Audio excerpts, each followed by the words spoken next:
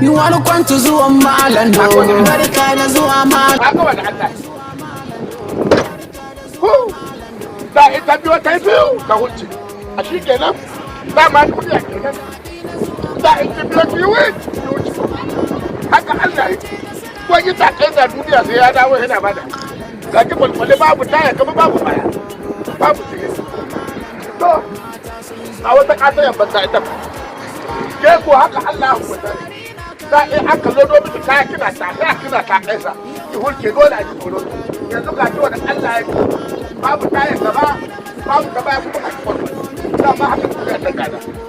Da ma haka Allah ya. Ina wani nakashi, ina wani bisa da. Amma dogo? Na zo na tafi kana tafi da wasu. Ba dole duka wani abin mota ta ka tana gudan kasar ya da an lodo mata kaya tana ta iya ta kaisa. Haka da Allah ya an balwali babu ta gaba babu ta baya.